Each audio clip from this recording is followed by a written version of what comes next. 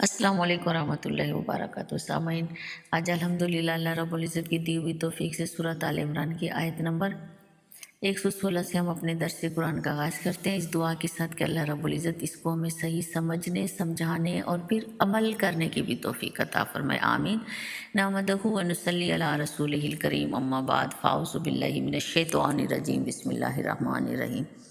رب اشرح لی صدری ویسر لی امری واحلل عقدۃ من لسانی یفقہوا قولی، رب زدنی علما، رب یسر ولا تعسر وتمم بالخیر وبک نستعین، آمین۔ ان الذین کفروا لن تغنی عنہم اموالہم ولا اولادہم من اللہ شیئا واولئک اصحاب النار هم فیہا خالدون۔ ان الذین کفروا، بے شک جو لوگ کافر ہوئے، لن تغنیا، ہرگز نہیں کام آئیں گے، ہرگز نہیں بچا سکیں گے، عنہم ان کو، اموالہم ان کے مال، ولا اولادہم اور ان کی اولاد، من اللہ شیئا اللہ سے شیئا کچھ بھی، واولئک اصحاب النار اور یہ لوگ رہنے والے ہیں آگ کے، ہم فیہا خالدون ہمیشہ اسی میں رہیں گے۔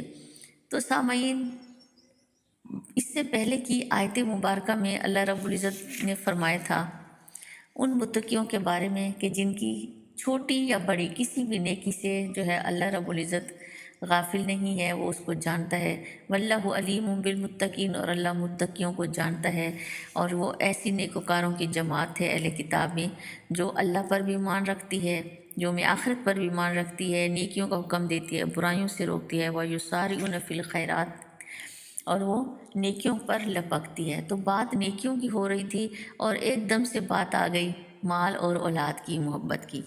تو سامعین، جو انسان مال کی محبت میں گرفتار ہو جاتا ہے یا اولاد کی محبت میں گرفتار ہو جاتا ہے تو وہ نیکیاں کرنے سے غافل ہو جاتا ہے، اس پر مال اور اولاد کی محبت اتنی حاوی ہو جاتی ہے کہ وہ اللہ کے راستے میں مال خرچ کرنے کو بھی بیکار سمجھتا ہے، اور اولاد کو بھی وہ اس کی محبت اس کے دل میں اتنی آ جاتی ہے کہ وہ اپنی اولاد کے بہتر مستقبل کے لیے کسی طریقے سے بھی مال آئے وہ اس کو اکٹھا کرتا ہے، اور ہر طرح کی آسائش دینے کے چکر میں وہ اولاد کو دین سے دور کر دیتا ہے۔ تو مال اور اولاد کی محبت پتہ چلا کہ دنیا اور آخرت دونوں جہانوں میں تباہی کا موجب ہے۔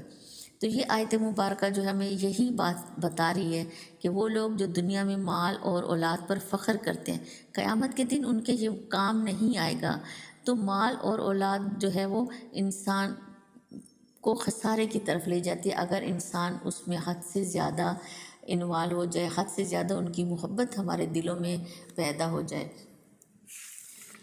تو سامعین، کئی مذاہب ایسے ہیں جن کا یہ عقیدہ ہے کہ اولاد جو ہے وہ ان کو جہنم کی آگ سے بچا لے گی، لیکن ہمارا مذہب اسلام یہ کہتا ہے کہ جب تک اپنے عمل اچھے نہیں ہوئے تو کچھ بھی کام نہیں آئے گا۔ تو آپ صلی اللہ علیہ وسلم کی احادیث مبارکہ کا مفہوم ہے کہ دنیا آخرت کی کھیتی ہے۔ اس دنیا میں اللہ نے جو مال دیا ہے، جو اولاد دی ہے، جو بھی وسائل ایسے ہیں جس کو بروئے کار لا کر ہم اپنی آخرت کو بھی بہتر بنا سکتے ہیں، دنیا کو بھی بنا سکتے ہیں، تو وہی عقل مند انسان ہے جو اپنے مال کو اللہ کی راہ میں خرچ کرے اور اولاد کی تربیت اس طرح کرے کہ جب وہ دنیا سے چلا جائے تو اولاد کے نیک اعمال، یعنی ان کے دلوں میں اللہ اور اس کے رسول کی، قرآن کی محبت اس طرح پیدا کر دے کہ وہ ہماری زندگیوں میں بھی اور ہمارے دنیا میں جانے کے بعد بھی وہ ہمارے لیے صدقہ جاریہ بن جائے۔ تو ایسا انسان کامیاب ہے، لیکن یہاں اس انسان کو اللہ رب العزت ناکام انسان فرما رہے ہیں کہ جو اولاد اور مال کی محبت میں گرفتار ہو جائے تو اس کا مال اور اولاد اس کو جہنم کی آگ سے نہیں بچا سکیں گے اور وہ ہمیشہ اس میں رہنے والے ہوں گے۔ تو یہ آیت مبارکہ یہود و نصارہ سمیت تمام کافروں پر لاگو ہوتی ہے۔ تو اللہ رب العزت ہمیں اپنے مال کو اللہ کی راہ میں خرچ کرنے والا بنائے اور اولاد کی تربیت اس طرح کریں کہ ان کے دلوں میں حب رسول اور حب قرآن پیدا ہو جائے کہ وہ دنیا اور آخرت دونوں جہانوں میں ہمارے لیے صدقہ جاریہ بن جائے۔ اب آگے اللہ رب العزت بہت خوبصورت مثال دے رہے ہیں، مَثَلُ مَا يُنْفِقُونَ فِي هَٰذِهِ الْحَيَاةِ الدُّنْيَا كَمَثَلِ رِيحٍ فِيهَا سِرٌّ आस्वाबत हर्सा कौमिन ज़ालमू अनफुसहुम फ़अहलकत। मासलो मिसाल उसकी जो युनफिकूना खर्च करते हैं फ़ी हादिल हयाती दुनिया दुनिया की ज़िंदगी में। तो दुनिया की ज़िंदगी में खर्च करने से मुराद जो है वो ज़ाहिरी नेकियां हैं। उनकी मिसाल कैसी है? कमासली मानिद है रीहिन फ़ीहा सिरुन आसबत हरसा कौमिन ज़ालमू अनफुसहुम फ़अहलकत, कि उसकी मिसाल एक हवा की सी है जिसमें सख्त सर्दी हो और वो ऐसे लोगों की खेती पर जो अपने आप पर जुल्म करते हैं, उनकी खेती पर अगर वो चले तो उस खेती को फ़अहलकत हलाक कर दे, उसको तबाह कर दे। तो सामईन, इस आयत मुबारक में अल्लाह रब्बुल इज़्ज़त नुमाइशी अमाल की हकीकत को बता रहे हैं कि वो इंसान जो महज दिखावे के लिए अपने माल को खर्च करते हैं, तो उनका माल ऐसा है कि जैसे दुनिया में किसी ने खेत लगाया और बहुत खूबसूरत उसमें फूल भी हैं, फल भी हैं, पौधे भी हैं, और फिर सख्त जाड़े के मौसम में सख्त ठंडी यख हवा चलती है तो वो उस खेत को झुलसा देती है, उसके नन्हे नन्हे पौधे जो हैं वो खिलखिलाता खेत जो है वो मुरझा जाता है। उस सख्त सर्दी की हवा हो या सख्त गर्मी की भी हवा हो तो वो उस खेत को जला देती है। तो सामईन, ये आयत मुबारका में जो मिसाल अल्लाह रब्बुल इज़्ज़त ने दी है वो काफ़रों के अमाल की बेअसरी को वाज़ा करती है। मुफस्सरीन कहते हैं कि ये मिसाल इखलास के बग़ैर किए गए उस अमल की तरह है जो आखिरत में करने वाले को कोई फ़ायदा नहीं देगा। यानी ये मिसाल हमें ये बताती है कि ईमान के बग़ैर और इखलास के बग़ैर चाहे हम कोई भी नेकी करें, सदका करें, खैरात करें, वो सब ज़ाया हैं, आखिरत में उसका कोई फ़ायदा नहीं है। नेकी का जो भी काम ईमान के बग़ैर हो वो उस सर्द हवा की तरह है जो हमारा सब कुछ जला के राख कर देगी, जो दुनिया की में की गई हर अमल को ख़त्म कर देगी। वमा ज़लमहुमुल्लाहु, और नहीं जुल्म किया उन पर अल्लाह ने, वलाकिन अनफुसहुम यज़लिमून, बल्कि ये ख़ुद अपने ऊपर जुल्म करते हैं, ये ख़ुद अपने ऊपर जुल्म कर रहे हैं। अल्लाह ने इन पर जुल्म नहीं किया है। अल्लाह ने तो इनको माल दिया है, लेकिन वो माल अल्लाह की रज़ा चाहने के लिए ख़र्च नहीं कर रहे। वो अपना वक्त, अपना इल्म, अपनी औलाद अल्लाह की रस्ते में ख़र्च नहीं कर रहे, बल्कि वो दुनिया को दिखाने के लिए ख़र्च कर रहे हैं। तो बाज़ दफ़ा बुरे अमाल जो है वो नेक अमाल को भी ज़ाया कर देते हैं सामईन। तो ये उनकी अपनी एक अंदर का एक अपने नफ्स की तस्कीन के लिए वो ये काम करते हैं, लोगों की वाह वाह के लिए ये काम करते हैं कि लोगों में मेरा नाम हो, लोगों में मेरी इज़्ज़त हो। यानी वो वक्ती इज़्ज़त पाने के लिए वो अपनी आखिरत को भूल जाते हैं। तो सामईन, कोई भी नेकी वक्ती नहीं होनी चाहिए। बाज़ दफ़ा इंसान ऐसे अमाल करता है कि जो उसकी सारी नेकियों को गारत कर देता है और उसको पता भी नहीं चलता। शिर्क, बिदअत, कुफर, ये सारे ऐसे अमाल अनजाने में भी इंसान से हो जाते हैं कि इल्म की कमी की वजह से, और वो अमाल उसकी नेकियों को भी ज़ाया कर देते हैं। तो सामीन, हमें क्या पता चला कि अल्लाह रब्बुल इज़्ज़त ने हमें माल दिया है तो उसको अल्लाह के रास्ते में ख़र्च करें, अल्लाह की रज़ा चाहने के लिए। और जब रज़ा अल्लाह की होगी तो अल्लाह रब्बुल इज़्ज़त उस माल को हमारे लिए दुनिया और आखिरत दोनों जहानों में फ़ायदे का बाइस बना देंगे इंशाअल्लाह ताला। अब आगे की आयत मुबारका में अल्लाह रब्बुल इज़्ज़त जो है दोस्ती करने की इत्तेहाद हमें बता रहे हैं कि दोस्ती में भी हमें इत्तेहाद करनी है। दोस्ती में इत्तेहाद की तालीम अल्लाह रब्बुल इज़्ज़त हमें दे रहे हैं।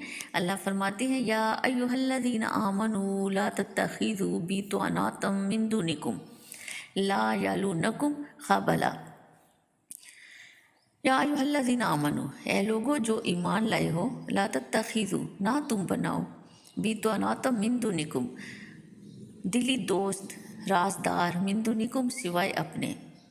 अल्लाह रब्बुल इज़्ज़त हुक्म दे रहे हैं कि ए मुसलमानों, ए ईमान वालों, अपने अलावा यानी मज़हब इस्लाम के अलावा, अपने मुसलमानों के अलावा किसी दूसरे को दिली दोस्त ना बनाओ, उनको अपने राज ना दो। और अल्लाह रब्बुल इज़्ज़त क्यों मना करें? ला यालूनकुम खबला, नहीं कमी करते वो फसाद में, तबाह करने में, मुसलमानों को नुकसान देने में वो कमी नहीं करते। वद्दू और चाहते हैं, माँ अनीतुम कि तुम तकलीफ़ में पड़ो, तुम इज़ा में पड़ो।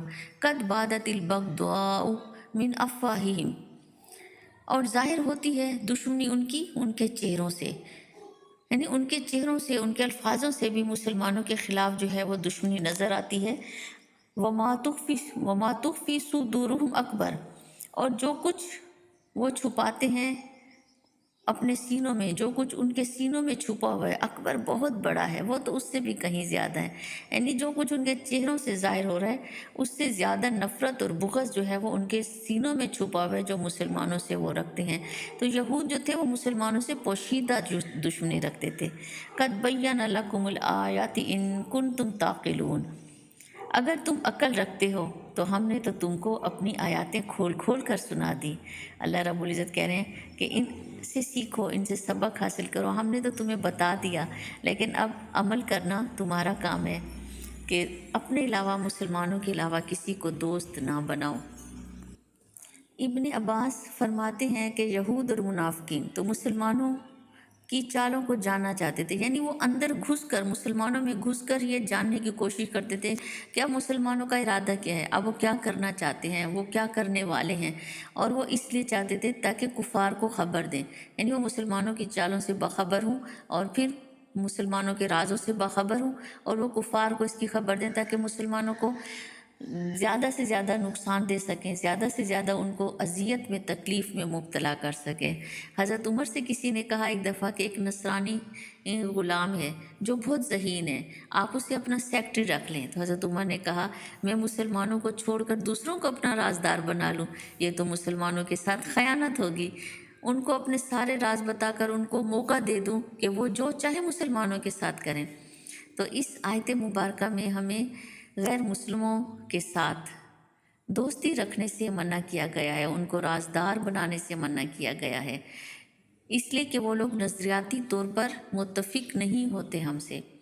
लेकिन इसका ये मतलब नहीं है सामईन कि अगर वो हमारे नौकर हैं या किसी हमारे मुल्क में रहते हैं तो हम उनको तकलीफ़ दें। नहीं, तकलीफ़ देने का हुक्म नहीं है, सिर्फ दोस्ती करने और उनको अपना राज देने ना देने का हुक्म है। दोस्ती ना करने और राज ना देने का हुक्म है। तो आप सल्लल्लाहु अलैहि वसल्लम की अहादीस मुबारक से ये पता चलता है, आपकी हदीस का मफ़हूम है कि अगर मुसलमान हुकूमत में कोई गैर मुस्लिम भी हो तो उस पर भी जुल्म करने की इजाज़त अल्लाह रब्बुल इज़्ज़त ने हमें नहीं दी है। एक और हदीस से पता चलता है कि किसी गैर मुस्लिम के हक़ में कमी करे जो, या उसकी कोई चीज़ उसकी मर्ज़ी के बगैर हासिल करे, तो क़यामत के दिन उसका वकील मैं हूँगा।